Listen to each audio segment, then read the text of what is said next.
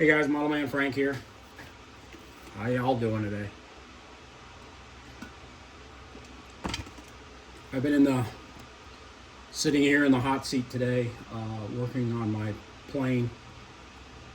What you're seeing here is the Kiwi. Lots happened in the little while that I've been working on it.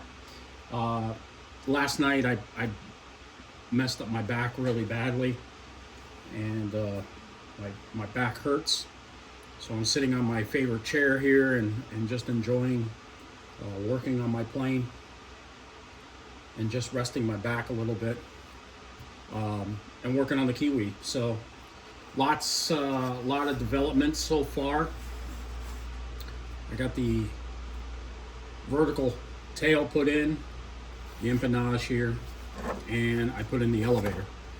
And now I've made sure that it's pretty straight on there, and from what I'm looking at right now, it looks pretty well defined. The elevator will be the next to be put on.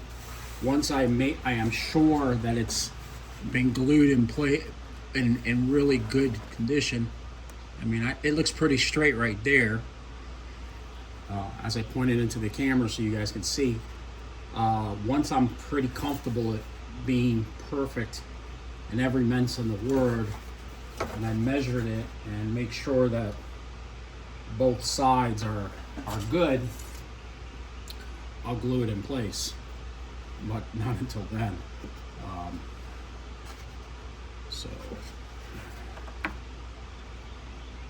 it's 25 to the tip.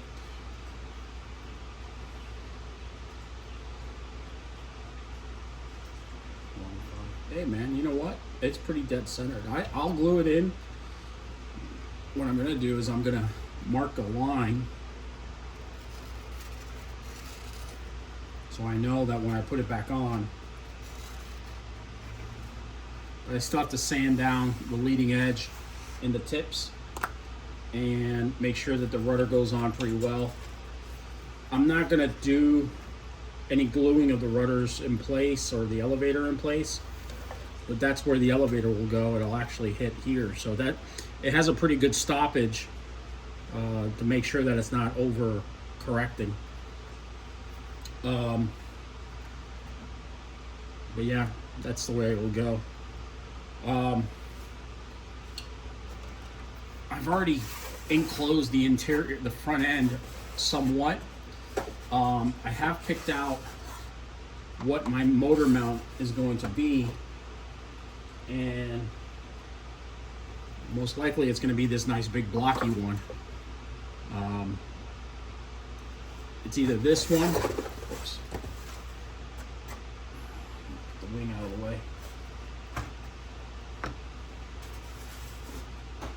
either that one or this one. But the thing is the reason I want to make sure that the motor that I get is not too big and not too small. I think a motor that will probably have about 1,000 kV will be just fine, and I can put a 30 ESC, maybe with a 2200 battery, it'll do just fine. But it's going to have to be a 4-cell 2200, because a 3-cell is just not going to push this thing to the air the way I want it to. So it'll have a 40 amp ESC, but again, I need to get the landing gear for it before I even think about mounting the motor. So I gotta find find the mounting gear for it, and I know I have one sitting around here somewhere. So once I get that, if not, I'm gonna have to order it and put this on hold for a little while. Color schemes, I still haven't picked it. If you guys have any suggestions, please shoot me a line. Here's the canopy, which looks really cool. Makes the plane really stand out once you put a canopy on it. Makes it look like an airplane. The interior I'll actually paint up the black, and maybe I'll put a little hatch here, kind of give it a little, make it a little line, make it look like a sliding canopy also. But I'm really excited. I really am excited. Something I wanted to address, and I'll address it in future videos also. When you're building an airplane, make sure you're building an airplane you know you can fly. I know I'll be able to fly this plane because I fly jets. But if you're just getting into this hobby, get something that's a beginner style. Don't ever buy a kit that is not